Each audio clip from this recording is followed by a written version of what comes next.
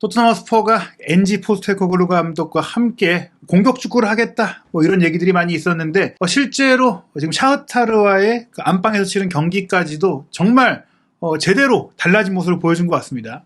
예, 물론 뭐 그 라이언 시티 세일러스하고의 경기에서도 5대1 대승을 거뒀지만은 그때는 사실 상대팀의 체급 자체도 워낙 낮기도 했었고 도리어 그 결정적인 기회들을 조금 놓치는 그런 장면들도 있었거든요. 하지만 이번 경기에서는 상대가 그러니까 같은 뭐 심지어 챔피언스리그에도 자주 나가는 단골 손님인 샤흐타르임에도 불구하고 도리어 더 압도적인 경기를 펼쳐 보였다라고 개인적으로 봤습니다. 네, 물론 실점을 하긴 했지만 거의 원사이드에 가까운 경기를 했고 그리고 말씀하신 대로 샤흐타르는 지난 시즌 우크라이나 리그 우승팀이고 심지어 우크라이나 리그는 이미 개막을 했어요. 그러니까 경기 감각도 올라와 있고 그리고 멤버 구성도 거의 뭐 주전급 선수들이 많이 나왔거든요. 그런 점들을 감안했을 때 이 토트넘이 5대1로 이긴 그 결과뿐 아니라 경기 내용은 포스테코글루 감독이 이 프리시즌에서 총 3경기를 치렀을 때 12골을 넣은 게 단순한 우연이 아니라 정말 팀이 달라졌다. 이런 것들을 보여주는 것 같아요. 거기다가 이제 날이 갈수록 좋아지고 있다는 거.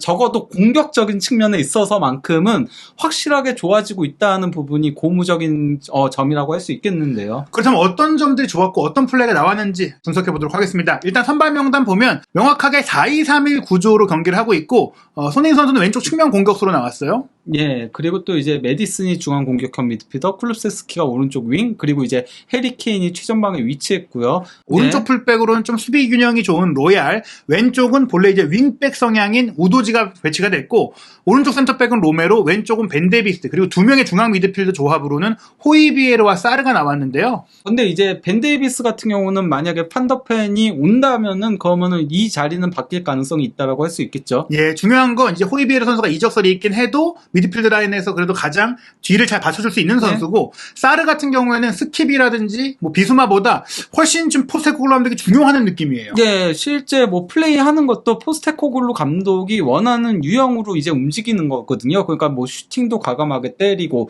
또 이제 전진도 계속적으로 하면서 그러면서 어떤 의미에서 저는 파페사르가 프리시즌 기간에 최대 수혜자 중에 한 명이 아닌가라고 생각을 하고 있습니다. 예, 실제로 포스테코글루 감독이 공개 칭찬을 하기도 했었는데요. 일단 이번 경기 다들 아시다시피 우크라이나가 전쟁 때문에 힘든 기간을 보냈으니 그에 대한 또 기부금, 자선 매치의 또 성격도 있었습니다. 예, 그래서 이제 뭐 그 티셔츠를 입었는데 앞에는 이제 평화의 상징이 있는 거였고요. 또 이제 뒤에는 축구는 다 함께 서는 것이다라는 문구가 적혀 있었던 거였죠. 그리고 우크라이나 국기 색깔이었고요. 예, 여러 가지로 의미가 또 있었던 경기인데 무엇보다 토트넘이 시작부터 정말 파상 공세를 펼쳤어요.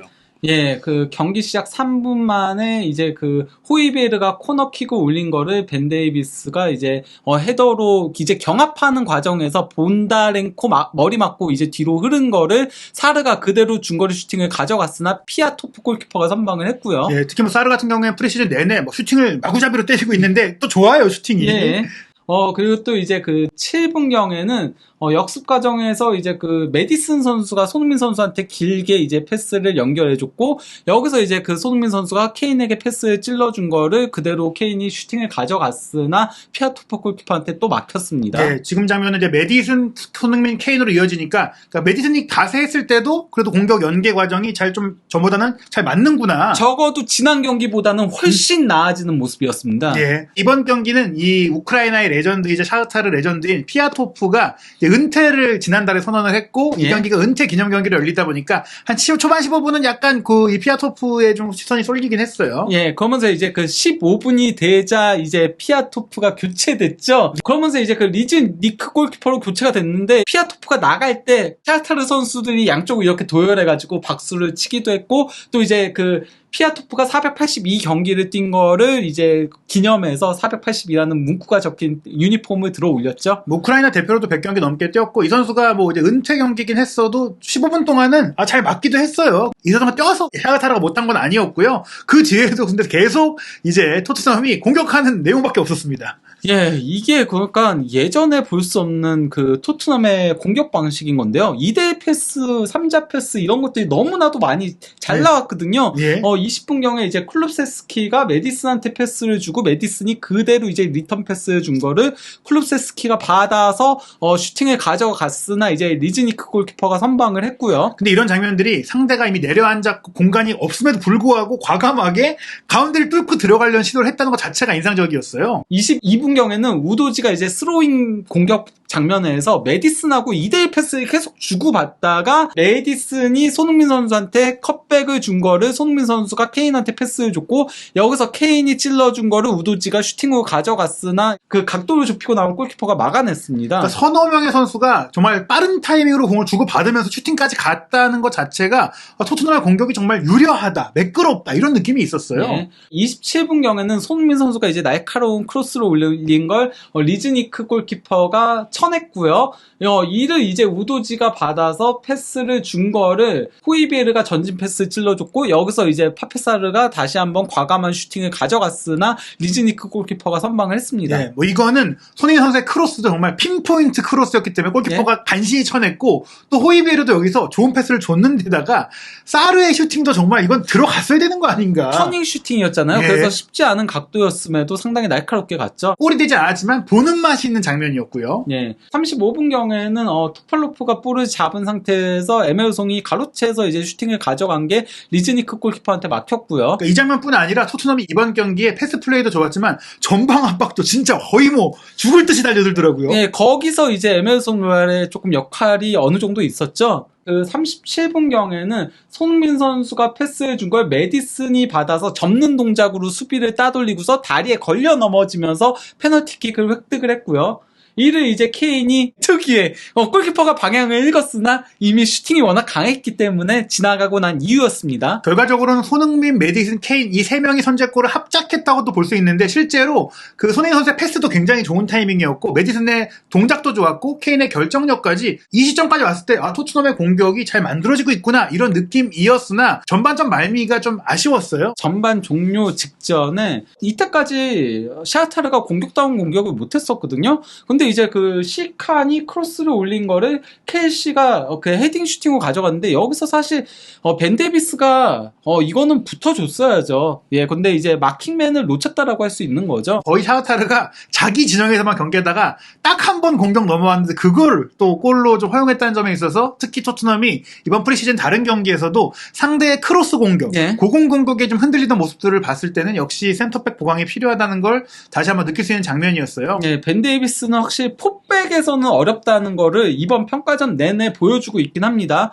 그러면서 이제 그 전반전 기록을 놓고 보면요. 토트넘이 압도했습니다. 뭐 점유율도 61대 39였고요. 슈팅 숫자가 13대 5였는데요.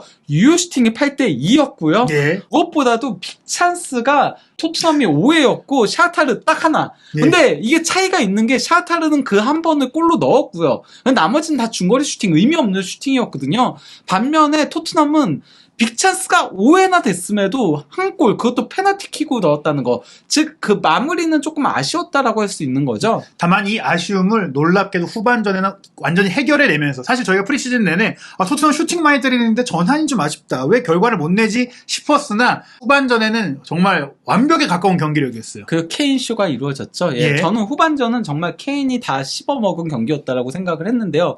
50분경에 일찌감치 그 토트넘의 리드하는 골이 나왔는데요. 호이비에르가 이제 측면으로 내준 거를 메디슨이 크로스를 올렸고 이를 이제 그 케인 선수가 잘라먹는 형태로 헤딩 슈팅으로 골을 넣었습니다. 예, 메디슨의 크로스도 날카로웠지만 케인의 그 위치 선정도 굉장히 좋았어요. 예. 그런데 이제 그 토트넘이 시종일관 조금 수비적인 부분에서는 아쉬웠거든요. 특히 좀 우왕좌왕하는 장면들이 많았어요. 특히 크로스 올릴 때 라인 컨트롤 이런 것들이 너무 안 되더라고요. 근데 이제 그 51분경에 보다렌코가 이제 크로스를 올린 거를 토파로프가 그대로 논스톱 슈팅으로 가져갔는데 이게 골대를 빗나갔고 물론 옵사이드였어요. 예. 옵사이드긴 했지만은 이렇게 노마크로 내주는 거는 좀 문제가 있는 거거든요. 분명히 풀백이 뒷공간도 문제지만 이 센터백 라인에서 조율해줄 수 있는 리더가 없다라는 것이 좀 문제였어요. 뚫렸어요. 저기 보시면 아시겠지만요. 로얄도 중앙에 가 있고요. 그리고 심지어 커버를 들어야 되는 클루세스키까지 중앙으로 가 있어요. 이게 예. 문제인 거거든요. 만약에 그가 이쪽으로 쏠릴 수밖에 없는 상황이 있을 때는 공격수가 이제 벌리면서 커버를 하든지 아니면 수비형 미드필더가 벌리면서 커버를 하든지 해야 되는데 그런 것들이 전혀 안 이루어지고 있다는 거죠. 다만 이제 공격적으로는 계속해서 이제 좋은 장면, 특히 손흥민 선수와 케인 선수가 이전 경기에서 뭔가 영향력이 떨어졌다고 말씀드렸는데 이번 후반전 같은 경우에는 그런 모습들을 불식시켰습니다. 예, 그 55분경에 토트넘에 추가골이 나왔는데요. 손흥민 선수가 이제 패스 잘 찔러줬죠. 그리고 이를 클룹세스키가 곧바로 스루 패스를 찔러준 거를 케인 선수가 논스톱 슈팅으로 골 넣었습니다. 오랜만에 손캐쿨 3명이 딱딱딱 합이 맞으면서 정말 이거는 팀플레이가 완벽했다고 볼 수 있어요. 근데 여기서도 보시면 아시겠지만요. 패스가 그거 계속 포스테코글루 감독이 오고 나서는 앞으로 가는 패스가 예. 가요. 그러다 보니까 선수들이 자연스럽게 전진이 돼요. 그러면서 조금 더 위협적으로 그리고 상대 수비가 막기 어렵게 가는 형태로 가는 거거든요. 예, 물론 크로스 여전히 많지만 중앙을 또 통과하는 패스를 과감하게 시도한다는 점은 분명히 포스테코글루의 효과다. 그리고 57분경에 여기선 이제 케인이 특유의 밑으로 내려와서 길게 롱패스를 넘겨준 거를 클룹세스키가 받아서 접고 슈팅을 가져갔으나 리즈니크 골키퍼가 선방을 했고요. 그리고 또 이제 굉장히 센스 있는 플레이였죠. 그가 메디슨이 툭 차면서 이렇게 로빙식으로 손흥민 선수한테 패스를 연결해준 거, 이것도 앞으로 가는 패스죠. 예. 이걸 이제 손흥민 선수가 또 떨궈줬어요. 발로 이렇게 툭 차가지고 떨궈줬는데 이것도 그러니까 우도지한테 가는 게 아닌 앞으로 전진하게 주니까 우도지가 그 속도를 살려서 그대로 강하게 슈팅을 가져갔어요. 이게 골대를 살짝 넘어갔죠. 예, 이 장면 메디슨 선수도 손흥민 선수에게 좋은 패스를 줬는데 사실 수비수들이 앞에서 다 막고 있었기 때문에 손흥민 선수가 패스할 수밖에 없었어요. 62분경에는 손흥민 선수가 크로스를 올린 거를 케인이 센스 있는 힐킥을 가져갔는데 이게 골대를 살짝 빗나갔습니다. 예, 이번 경기 손흥민 선수가 왼쪽 측면에서 오른발 왼발 할 것 없이 좋은 크로스를 많이 연결했는데 아쉽게도 도움이 되지 못했습니다. 사실 저거 힐킥으로 노린 것 자체가 기가 엄청났죠. 막혔죠. 예, 예. 저거 골 들어갔으면은 저거는 원더골이에요. 예, 그러면은 뭐 푸스카스상 후보가 평가전이어서 조금 되긴 어렵겠지만은 그렇죠. 이게 공식 대회에서 이런 골 나왔다 푸스카스 후보입니다. 그렇죠. 저는 탈 거라고 봅니다. 예. 저는 66분경에는 측면으로 빠진 이제 클루세스키가 컵백을 준 거를 이거 진짜 플레이 예술이었어요. 손민 선수가 잡아서 또 이제 접는 동작으로 수비를 따돌리고 패스를 줬고 여기서 또 이제 우도지가 잡아서 또 접는 동작을 또 해서 백패스를 줬고 여기서 이제 메디슨이 잡아서 이렇게 계속 흔들었죠. 접는 네. 동작을 계속 하다가 오른발 슈팅을 가져갔는데 이제 골키퍼가 선방을 했습니다. 대단했던 게 네다섯 명의 선수들이 슈팅각을 좁히고 있었음에도 불구하고 메디슨의 슈팅이 통과된 것, 그리고 말씀하신 대로 연결하는 과정 속에 한 명씩 항상 들어오면서 공을 받아주는 선수가 있었다라는 거예요. 네. 이러한 가운데 이제 그 77분경에 손흥민과 이제 메디슨 선수가 빠지고 로세스와 솔로몬이 투입이 됐는데요. 그리고 곧바로 쐐기골이 나왔죠. 로세스의 패스를 받은 솔로몬 선수가 슈팅을 가져간 거를 리즈니크 골키퍼가 선방을 했으나 골문 앞으로 세도에 들어오던 케인 선수가 이제 가볍게 밀어 넣었죠. 그러니까 교체로 들어온 로셀스와 솔로몬이 사실은 긴 시간이 아니었음에도 불구하고 바로 골을 만들었고, 특히 사실은 이제 손흥민 선수가 이번 경기에는 좀 슈팅 타이밍을 좀 이제 잡기 어려운 상황들이 있었는데, 솔로몬이 정말 벼락 같은 슈팅으로 사실상 이 골을 어시스트한 거나 마찬가지였기 때문에 솔로몬도 잘 샀다, 약간 이런 느낌이 있었어요. 예.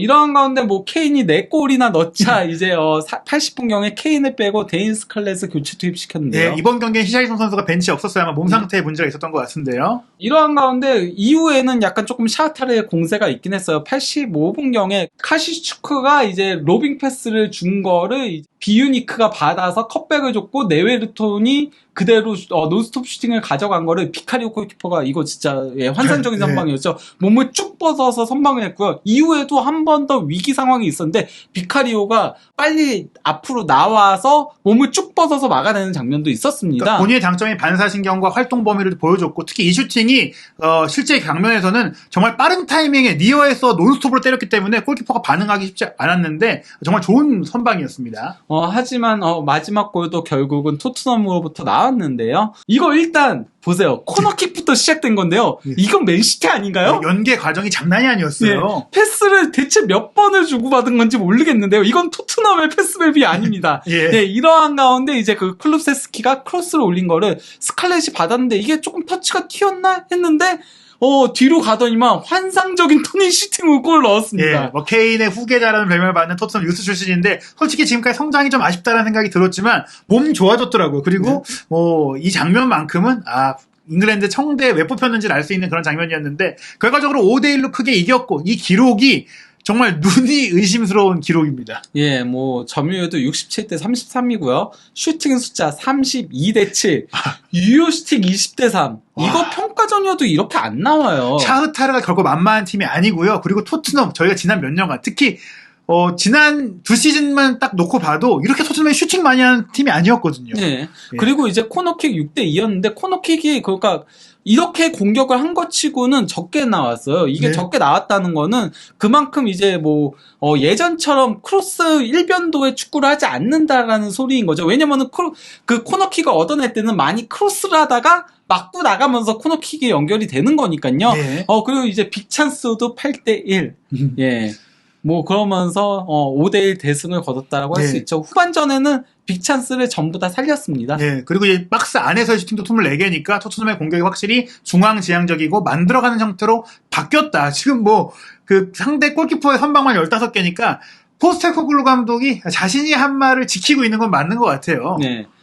그리고 공격 위협도 그래프를 놓고 봐도요. 토트넘이 압도를 했죠. 말 그대로. 샤흐타르는 3번 정도 공격을 한 겁니다. 네. 3번 구간 정도만 공격한 거 제외하고는 공격다운 공격이 없었는데 이게 그러니까 토트넘이 이번 그 평가전대에서 보여준 명암이라고 할 수 있죠. 명적인 부분은 바로 공격에 있고 암적인 부분은 공격 몇 번 안 당해요. 예. 라이언시티 세일러스 상대로도 예. 한 번 당했는데 그 한 번에 실점을 했거든요. 예. 이게 바로 문제라는 거죠. 예, 이 수많은 공격 기회를 다 살린다면 좋겠지만 그러지 못하고 있는 부분 그리고 정말 경기를 지배했는데 한 번 뚫리면 골을 먹는다. 결국에는 이제 중요한 건 실전인 것 같은데요. 저는 그래도 만약에 케인이 남는다면은 공격적인 부분은 앞으로 더 나아질 것 같아요. 지금만 해도 이전보다 훨씬 나아졌거든요. 그렇기 때문에 케인만 남는다면 공격은 문제가 없는데 수비적인 부분은 조금 더 조직력을 살릴 필요성이 있지 않을까. 물론 뭐 선수 개개인의 실력이 떨어지는 것도 맞긴 하지만요. 조직적인 부분도 조금은 잘 맞지 않는 그런 문제들을 노출했었거든요. 예, 뭐 일단 판더팬도 지금 임박했고 또 추가적인 센터백 영입 얘기도 있는데 이 부분들은 조금 더 지켜봐야 될 것 같고 일단 토트넘이 아직 프리시즌 한 경기를 더 남겨놓고 있지만 당장 8월 13일 저녁 10시에 브렌트포드와 개막전이 있기 때문에 사실 이 바르셀로나에 가서 치를 경기는 좀 많은 선수들이 유망주들이라든지 교체가 많을 것 같아서 이 경기 뭐 마지막 점검 무대겠지만 주력 선수들은 좀 반만 뛰지 않을까 싶어요. 네, 뭐 후반전에 나올 가능성도 있고 뭐 그렇게 많은 출전 시간을 기록하지는 않을 거예요. 예를 들어서 아스널 같은 경우도 이제 그 커뮤니티 실드를 앞두고 3일 전에 있었던 모나코하고의 평가전에서는 에미레이츠컵에서는 유망주들을 백업 선수들을 대거 내보냈잖아요. 예, 그렇기 때문에 이 경기는 조금 주축들은 쉴 가능성도 배제할 수 없습니다. 예. 예, 이 일주일 사이에 또 어떤 선수가 합류할지 또 케인 선수의 거치까지도 살펴봐야 될 것 같은데 토트넘 허스퍼 일단은 올 시즌 기대감을 주는 경기력을 보였고 손흥민 선수도 이제 개인적으로는 나쁘지 않은 경기력을 했는데 또 손흥민 선수의 역할과 또 활약상과 또 앞으로의 전망에 대해서는 저희가 별도의 또 분석 영상을 준비하고 있습니다. 한준TV와 함께 2023-2024 시즌의 프리미어리그 토트넘 그리고 손흥민 선수 소식도 놓치지 않으시기 바랍니다.